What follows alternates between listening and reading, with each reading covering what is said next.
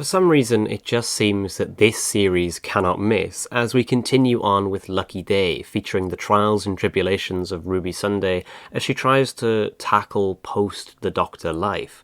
My initial impressions of the story were that I wasn't too excited for it. Ruby Sunday is not a character that during Series 14 I was too big on. I wasn't really attached to her. I thought that her relationship with the Doctor, while good, was pretty generic. There was nothing too special about it. And in that respect, she felt a bit more like Rose 2, where by the end of the series she's in love with the Doctor and doesn't really want to leave him, but in the end does, unlike Rose. So I was shocked to find myself pleasantly surprised by this really is perhaps the best story for Ruby Sunday. And that's primarily because it is a Doctor-light story. The focus is entirely on Ruby, her as a character, her dealing with post-the-Doctor life, the shock, the PTSD essentially from travelling with him, and just trying to live her life afterwards and see what happens. Something that's been semi-explored throughout the different series. Series 4 had Martha return where she was part of UNIT, but it didn't really focus on her as a character, it was her as part of the UNIT organisation as a whole.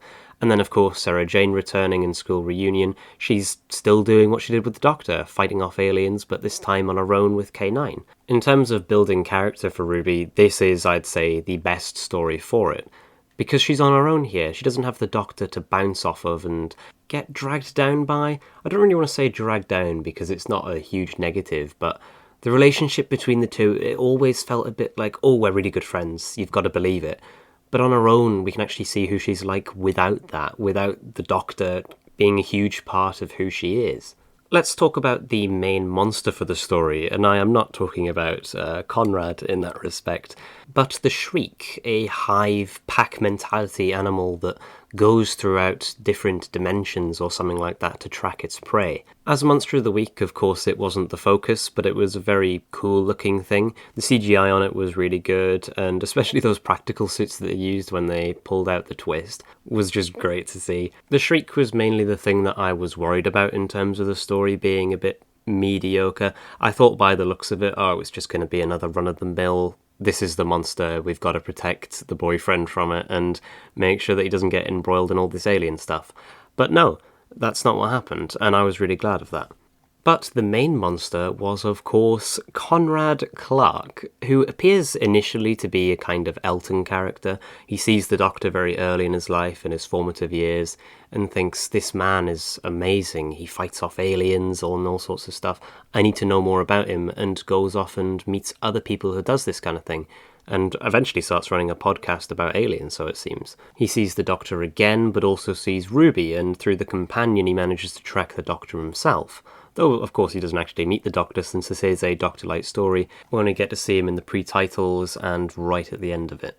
So the twist that he was actually just holding a grudge against UNIT, which may have been the entire thing. He may have actually believed the whole alien stuff, but just hated UNIT because of a grudge, and his ego was too big to accept that he didn't get a job, so is now going to bring down the entire organisation because of it, is absolutely insane. I did not expect that twist whatsoever. And the immediate switch in personality when they say, was that alright, boss? And he just, all the character that we've spent the last 20 minutes with just drained out of him, and this new void-like personality appeared, just draining all the scenery around him. He's just an awful person, and it's revealed that he's part of a group called Think Tank.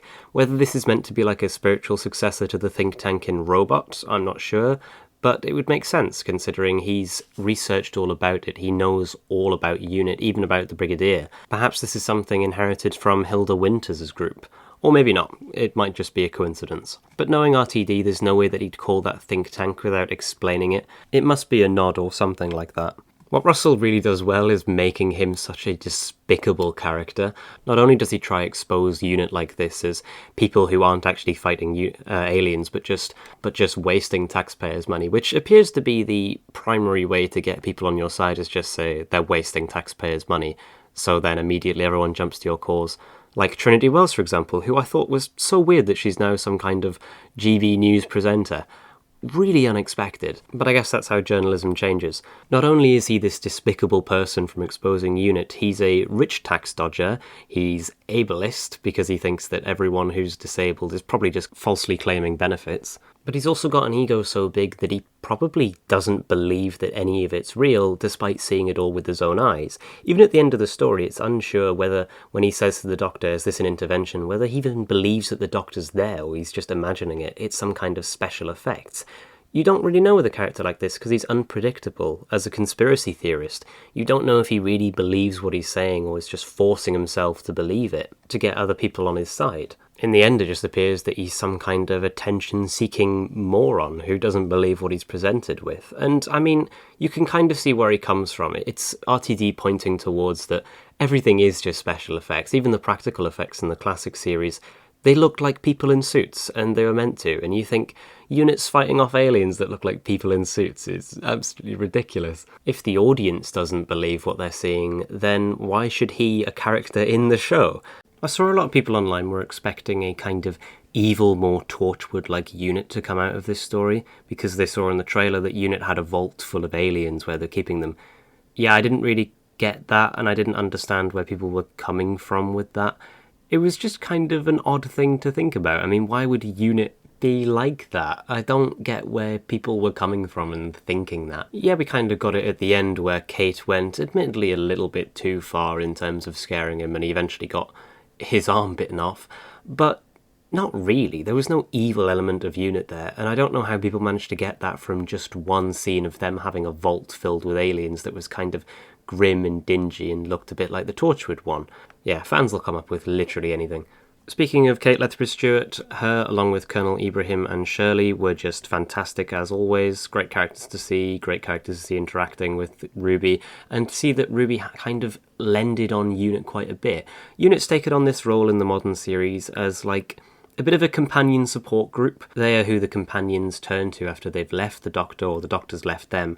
And I, for one, am all for it. It keeps the companions relevant and means that one day they might be able to return, even if your timeline is incredibly complicated like Mel. Honestly, I cannot sing this story's praises enough. I think it was a perfect return for Ruby Sunday. The main villain was fantastic. It was a reflection of people that you see in the real world, be it anti-vaxxers or flat earthers, who when presented with real physical things that they can see and understand, they just throw it away because it doesn't fit their narrative. From the fact that half of the episodes this series now have been absolute back-to-back bangers, I have such high hopes for it now. The entire thing, I think this is going to shape to be one of the best series of Doctor Who that has ever come out. And the fact that we get this after last series, which was so mediocre and so disappointing, is just brilliant. And all those people who say Doctor Who doesn't have a bright future and Doctor Who's dead or Doctor Who's gone woke and it's going to end soon, yeah, you're all just wrong. One thing I do kind of wish is that the Brigadier was in this story, because then he could have just punched Conrad in the face as soon as he badmouthed him. Imagine if Conrad and people like him went against the 70s or 80s unit. My god, they would have just been absolutely obliterated. No mercy whatsoever. In terms of ranking this story among the rest in the series, I'd say that this is above the Robot Revolution, but below Lux and The Well.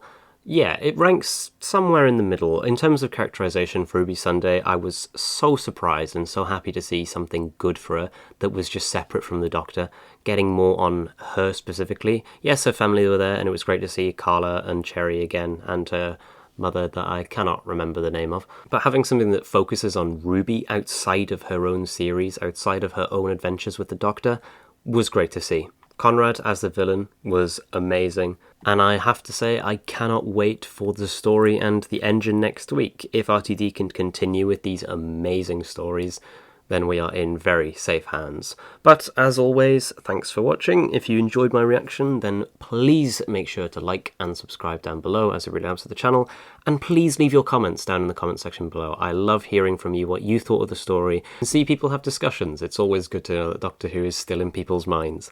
But as always, thanks for watching.